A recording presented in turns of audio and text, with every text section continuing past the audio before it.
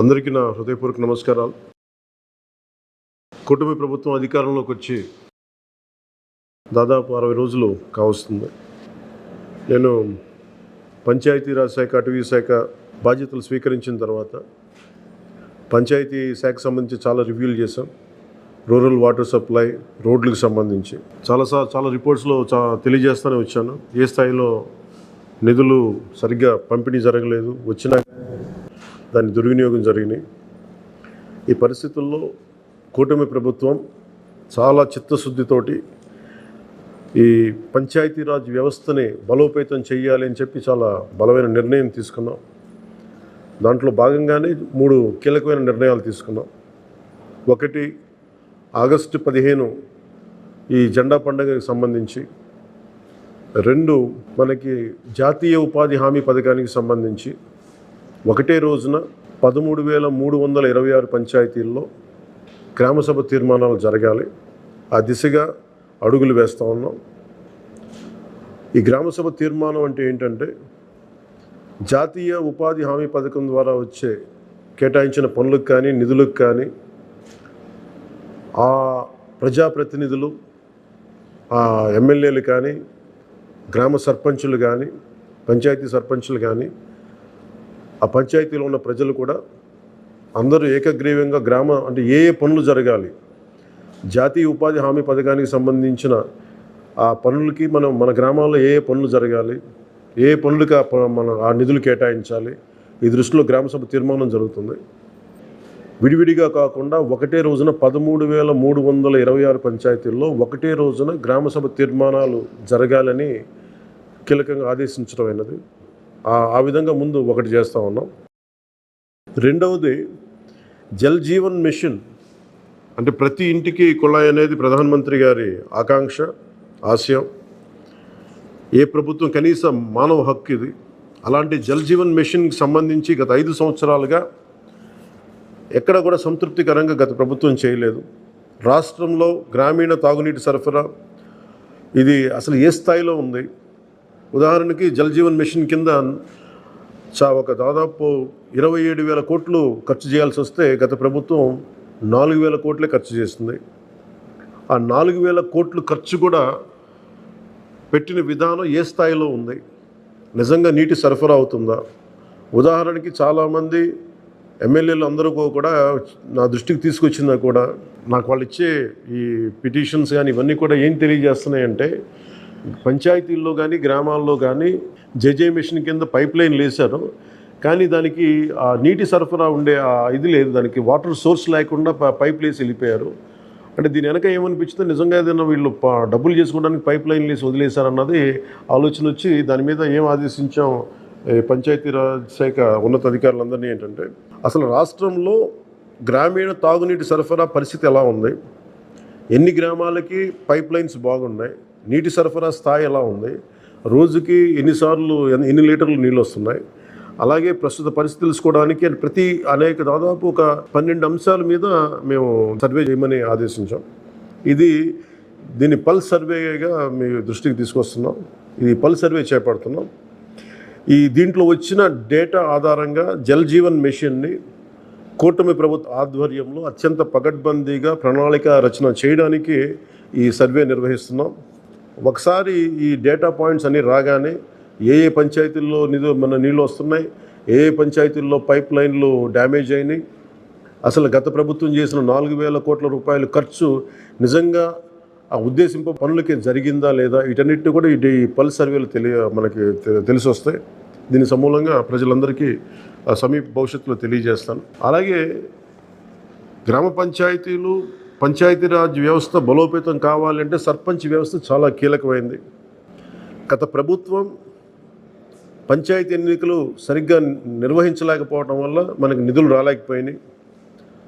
చాలాసార్లు మేము అధికారంలోకి రాకముందు పంచాయతీ మనకి సర్పంచ్లందరూ మా దృష్టికి తీసుకొచ్చింది ఏంటంటే, కనీసం మాకు బ్లీచింగ్ పౌడర్ కూడా మాకు కొనుక్కునే డబ్బులు లేవు మా దగ్గర. వాళ్ళ అకౌంట్లో పడ్డా కానీ డబ్బులు ఈ ప్రభుత్వం ఈ డిస్కౌంట్స్ అని చెప్పి డబ్బులు తీసేసుకున్నారు.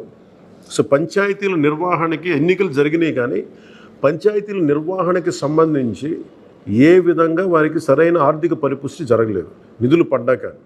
నిధుల దుర్వినియోగం జరిగింది, అది మీ అందరికీ తెలిసిందే. దానికి మరింత వివరంగా ఎప్పటికప్పుడు తెలియజేస్తాం.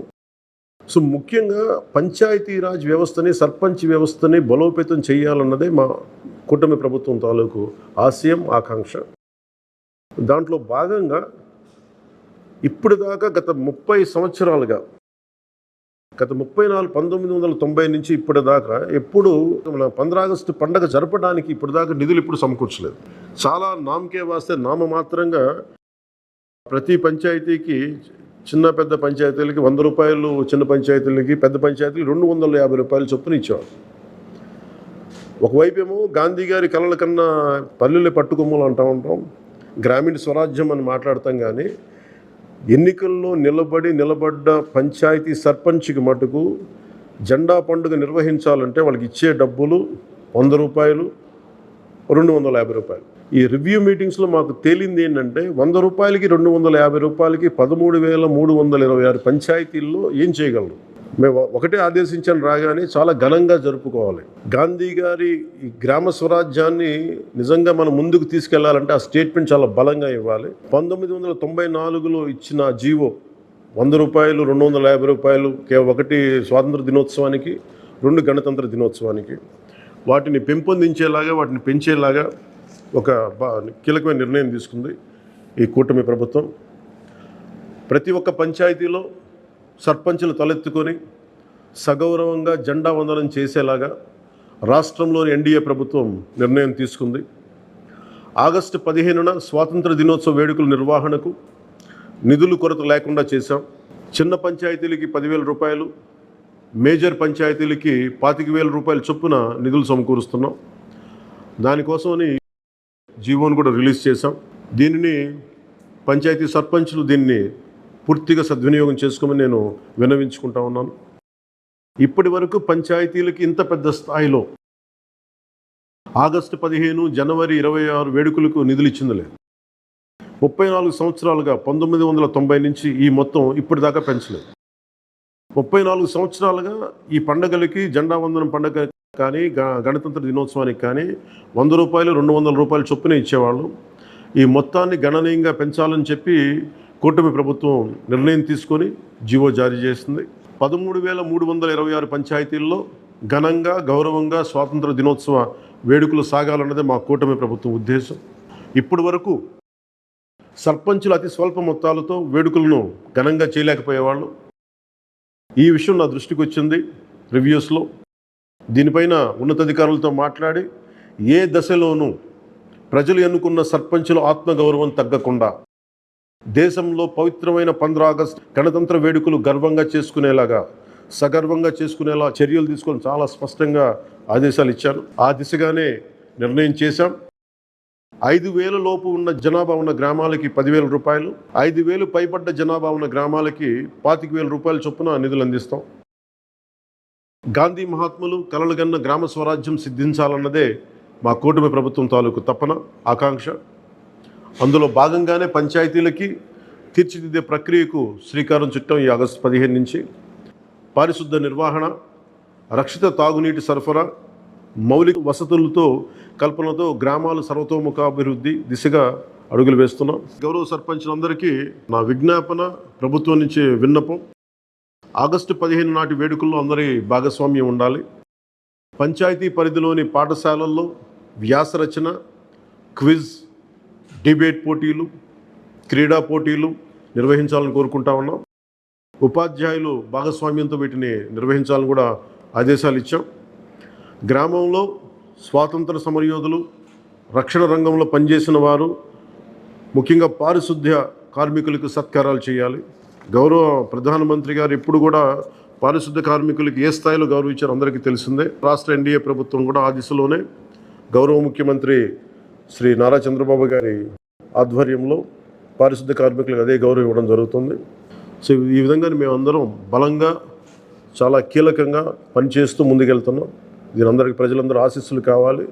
సర్పంచ్ వ్యవస్థని, పంచాయతీరాజ్ వ్యవస్థని బలోపేతం చేసే విధంగా ఈ ప్రభుత్వం ఉంటుందని మీ అందరికీ తెలియజేసుకుంటూ, ఒకే ఒక విన్నపం, ఇది పర్యావరణానికి పరిమితులకు లోబడి పర్యావరణ పరిరక్షించేలా ఈ పండుగ ఉండాలి. ప్లాస్టిక్ వాడటం కంటే కూడా జెండాలకి ఆల్టర్నేట్గా మన ముఖ్యంగా మన చేనేత జెండాలు ఏదైనా వాడండి. అలాగే ఇప్పుడు నేను పెట్టుకుంది కూడా పర్యావరణానికి హాని కలిగించింది ఇది. దీంట్లో సీడ్ ఉంటుంది, దీంట్లో ప్లాంట్ అని చెప్పి ఒక సంస్థ ఏదో ఉంది, వాళ్ళు ఇచ్చింది. మేము ఈ స్థాయిలో మీకు దొరికినంత దాంట్లో పర్యావరణాన్ని పరిరక్షించేలాగా ప్లాస్టిక్ మన జెండా పండుగ అని చెప్పి ప్లాస్టిక్ అంతా రోడ్ల మీద పడేస్తాం. అలా కాకుండా చాలా బాధ్యత తొందరగా జరుపుకోవాలి అని తెలియజేసుకుంటూ సెలవు తీసుకున్నాను. జై హింద్.